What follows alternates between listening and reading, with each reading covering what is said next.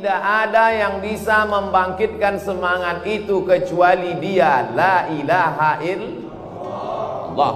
Siapa nama Dia? Allah. Adakah Tuhan selain Dia? La ilaha illa huwa. Apakah Dia itu hidup? Dia tidak hidup, tapi Dia maha hidup, Al-Hayyu. Apakah Dia mengatur hidup aku? Al-Qayyum. Dia mengatur hidupku. Apakah Dia mengantuk? La ta'khudhuhu sinatun wala naum. Apa punya Dia? Apa yang Dia miliki? Lahu ma fis samawati wa ma fil ardh. Ada yang bisa menolong kecuali selain Dia yang memberikan pertolongan.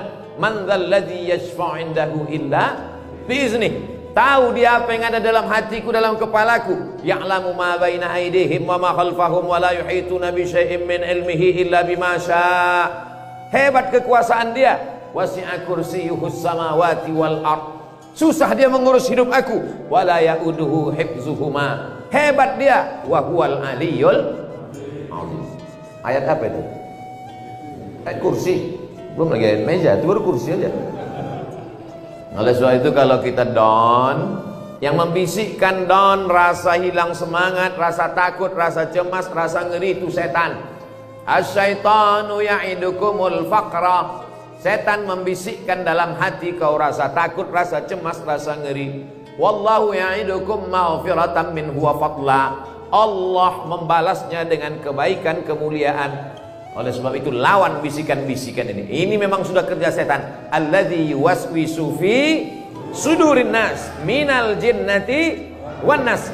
Oleh sebab itu diusir dia. Setan itu kerjanya bersembunyi, macam tikus kedatangan kucing. Kalau kucing datang, sembunyi dia.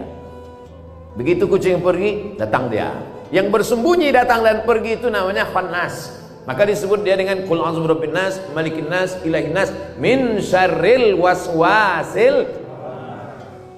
Makanya kalau datang dia berbisik, cepat-cepat kita baca. Sependek-pendeknya a'udzubillah. Agak panjang sikit, a'udzubillahi minasyaitonirrajim. Lebih panjang, a'udzu bikalimatillahi tammati min kulli syaitani wa hammati wa min kulli ainin lammah. Hafal ayat kursi, baca pelan-pelan. Allahu la ilaha illa huwal hayyul qayyum la ta'khudhuhu sinatun wa la naum lahu ma fis samawati wa ma fil ardh man dzal ladzi yashfa'u 'indahu illa bi idznihi ya'lamu ma baina aydihim wa ma khalfahum wa la yuhituna bi syai'in min 'ilmihi illa bima syaa' wasi'a kursiyyus samawati wal ardh wa la ya'uduhu hifdzuhuma wa huwal 'aliyyul 'azim. Down waktu pagi salat duha, usolli sunnatat duha raka'ataini lillahi ta'ala. Allahu akbar. Serahkan semuanya kepada Allah. Besar masalah ini, hebat wabah COVID-19 ini. Ada yang maha hebat, Dia yang punya kuasa. Innama amruhu idza arada syai'an ayyakula lahu kun. Angkat kedua tangan, Allahu akbar. Allah saja yang maha besar, yang lain kecil. Allah saja yang maha hebat, yang lain sepele, remeh temeh. Serahkan semuanya kepada Allah. Inna salati wa nusuki wa mahyaya wa mamati lillahi rabbil alamin. Di ujung solat pun begitu juga. At-tahiyatul, penghormatan. Mubarakatul, keberkahan. Sholawatul, doa-doa. Thayyibatul, yang baik-baik. Punya siapa? Lillah. Bukan punya kita. Kita ini tak ada daya, tak ada upaya, tak ada apa-apa. La haula la quwata illa billah. Jadi berlindung itu kepada Allah. Kau semangat kali ku tengok. Kemana kau berlindung? Ke dukun. Dukun aja udah tobat sekarang. Tak dukun, tolonglah aku udah hijrah dah, kata dukun. Kau hebat kali sekarang. Siapa kawan kau? Tuyul. Kau pakai tuyul. Orang udah pakai begu ganjang. Tuyul tentu setan pendek. Oleh sebab itu tidak ada tempat berlindung kecuali kepada Allah SWT. Cuman berlindung kepada Allah ini, wasta'inu bis sabri was shalah. Tidak ada cara lain membangkitkan semangat ini kecuali dengan sabar dan sholat. Sholat, sholat, sholat. Jangan sampai tinggalkan sholat. Alhamdulillah, Masjid Muslimin JCT Johor sampai tak muat melimpah ruah. Oleh sebab itu, yang mau saya katakan, hidup ini kita berpikir baik, berniat baik, insya Allah Allah kasih baik. Amin. Kalau datang tak baik, berarti itu ujian dari Allah SWT. Banyak kali hidup ini ujiannya Pak Ustaz. Dunia ini tempat ujian. Kalau kau mau tak ujian, mau kemana lagi? Mau ke alam kubur, ada ujian di situ. Disitulah ujian lisan. Marabbuka, pertanyaannya. Ngasih syukur kalau kau pejamkan mata, begitu buka ditanya mau sarapan apa. Coba kalau pas kau buka mata, marabbuka. Oleh sebab itu maka hidup ini adalah ujian. Ahasiban nasu ayyutraku ayyaqulu amanna. Apakah manusia itu dibiarkan begitu saja mengatakan kami beriman, wahum la yuftanun, sebelum dia diujian? Maka sesungguhnya yang sedang kita hadapi ini adalah bagian dari ujian. Insya Allah kita lulus semuanya ujian. Yang namanya virus itu tidak pernah hilang dari dunia. Virus influenza, sampai sekarang masih ada virus influenza. Penyakit malaria, sampai sekarang masih ada malaria. Bahkan muncul pula adiknya, malarindu namanya. Begitu juga dengan COVID ini, COVID-19, COVID-19. Nauzubillah, mudah-mudahan tak disusul COVID-20, COVID-21, COVID-22. Jadi dia tetap ada dan kita ikuti protokol. Ustadz Abdul Somad boleh ceramah ke Medan kalau ada protokol. Saya bilang, saya ceramah pakai protokol ini sebelum COVID memang udah ada protokol. Protokol kesehatan. Begitu sampai tadi di pintu tembak. Cuman di medannya agak sopan sedikit. Di tempat lain kening awak ditembaknya. Pang. Di sini agak segan dia ke tangan. Nah, 36 masuk. Sempat 39 tadi batal ceramah. Habis itu dikasih hand sanitizer tangan. Jumpa sama Pak Gubernur, salam siku. Nah, oleh sebab itu kita tetap jaga protokol, pakai masker. Saya sebetulnya tutup dari tadi, cuma mau ceramah nih buka. Kalau saya pakai masker itu macam buku-buku nanti. Ini saya jelaskan semua supaya tak jadi fitnah. Oleh sebab itu maka bangkitkan semangat. Kalau semangatnya down di waktu pagi, sholat duha. Kalau semangatnya down di waktu siang, qabliyah zuhur, ba'diyah zuhur. Kalau semangatnya down di waktu petang, qabliyah asar. Kenapa Ustaz tersebut sholat subuh, sholat zuhur, sholat asar? Itu memang sudah wajib. Yang sunat-sunat ini membangkitkan semangat kita. Down di waktu malam, sholat tahajud. Kau kalau down di waktu malam, apa yang kau laksanakan? Real Madrid Pak Ustaz. Bangkitkan semangat kita. Oleh sebab itu maka Allah akan menolong man tawadha'a lillah. Siapa yang merendahkan dirinya kepada Allah, illa rafa'ahullah, maka Allah akan mengangkat derajatnya. Tu'izzu man tasha wa tudhillu man tasha biadikal khair. Kau yang punya kuasa ya Allah. Hasbunallah wa ni'mal wakil, ni'mal maula wa ni'man nasir, wala haula wala quwata illa billah. Banyak-banyak zikir, kuatkan. Kalau iman kita kuat, imun kita naik. Imun itu kekebalan tubuh. Naik dia, bangkit dia, semangat dia. Oleh sebab itu maka yang anak-anak jaga kesehatan. Yang sudah tua bangkitkan imun. Baca Quran, berzikir. Saya sudah banyak ketemu dokter-dokter. Saya kalau ketemu sama dokter itu saya tanya-tanya mereka macam-macam. Pak dokter, betul cuci tangan itu bisa mematikan virus? Yang bisa mati dengan cuci tangan itu kuman Pak Ustaz, bakteri. Kalau virus tak bisa katanya. Tak pula saya tanya apa beda virus sama kuman. Masa profesor nanya? Nampak kali bodoh hawa kan? Nanya banyak-banyak kali. Jadi Pak Ustaz, kalau orang cuci tangan itu yang mati itu kuman, bakteri. Virus tak mati Pak Ustaz. Yang bisa mematikan virus itu kalau dia jangan kita kasih makan.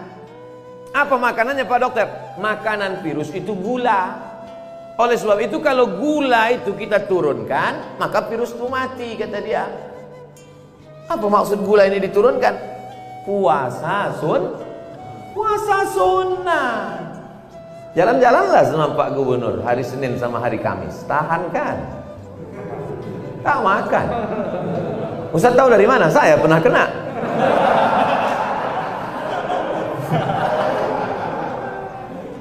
Saya memang selalu ngajak puasa. Mari kita puasa Senin Kamis. Mari puasa. Ustaz Somad puasa. Kenapa Ustaz tak puasa? Aku musafir dari Riau. Jauh. Rupanya Pak Gubernur puasa. Oleh sebab itu maka puasa sunat ini bagus sekali. Saya jumpa sama Pak Dokter kena penyakit diabetes mellitus. Kalau udah kena dia ke kulit, meletus-letus kulit itu. 17 tahun kena diabetes. Sembuh total, sehat karena puasa sunat. Ayatnya pula yang dibaca oleh qari kita tadi. Inna iddatas syuhuri indallah 12 syahran fi kitabillah. Sesungguhnya bulan itu ada 12 yang ditetapkan dalam kitab Allah. Minha arba'atun hurum, ada 4 bulan mulia. Zulqa'dah, Zulhijjah, Muharram. Dan kita sedang berada di bulan Agustus pula kata dia. Memanglah Agustus. Zulqa'dah, Zulhijjah, Muharram. Yang satu lagi apa? Bulan Rajab. Maka di bulan-bulan ini banyak bagus puasa sunnah. Oh, kalau gitu tadi Ustaz puasa? Enggak, mana aku puasa? Udah diajak makan di restoran konseptan. Seumur-umur baru tadi saya makan makanan sawi langsung dari negeri Tiongkok. Luar biasa. Saudara yang dimuliakan Allah Subhanahu wa taala. Oleh sebab itu maka kuatkan dengan ibadah. Salat-salat sunat sudah, puasa sunat ternyata luar biasa. Banyak orang-orang sehat. Kemarin jumpa sama Pak Profesor, dokter. Kata Pak Dokter, ada satu mengeluh. Saya ini kena penyakit gula Pak Dokter. Apa obatnya? Apa kata Pak Dokter? Jangan makan nasi. Jangan makan nasi. Karena di nasi itulah banyak gula kata dia. Pas pula di piring saya sendok 2 sendok besar. Dalam hati saya, mak aku ditembak dokter. Rupanya disitulah letak. Sudah tertulis di kepala kita, kata Pak Dokter kemarin malam. Sudah tertulis di kepala kita kalau tak makan nasi mati. Kalau tak makan nasi mati. Alhamdulillah Pak Ustaz, saya tak makan nasi lagi. Terus kau makan apa? Makan lontong. Sama aja. Oleh sebab itu maka kita luruskan mindset kita ini. Buktinya ketika kita puasa. Pak Ustadz Somad, saya ini kena penyakit mah akut. Kalau sudah sampai jam 12 siang, berputar rasa usus saya itu Pak Ustadz. Berputar usus saya itu sakitnya minta ampun Pak Ustadz. Tapi kalau saya puasa, tenang. Kenapa orang ketika dia kena penyakit mah, ketika dia sedang tidak puasa, ususnya melilit. Tapi ketika dia sedang puasa, tenang. Rupanya otaknya sudah memprogram.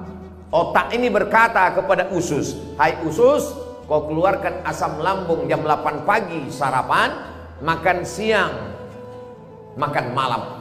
Maka keluarlah asam lambung 3 kali untuk menghancurkan makanan. Tapi begitu dia katakan, nawaitu shauma ghadin, aku berniat besok puasa Senin, puasa Kamis, puasa Ayyamul Bait 13, 14, 15, maka otak memerintahkan kepada usus, hai usus, jangan kau keluarkan asam lambung besok siang karena tak akan ada makan siang. Begitulah kuasa otak. Siapa yang memberikan kuasa itu kalau bukan Allah Subhanahu. Oleh sebab itu belajar Islam ini jangan cuma belajar masalah akikah, masalah walimah, masalah takziah, tapi Islam ini mencakup segala aspek kehidupan, aspek kesehatan, aspek politik, aspek moral. Lagi-lagi kuatkan dengan puasa sunat. Apalagi ibu-ibu yang kemarin puasanya 7 hari tinggal di bulan Ramadan.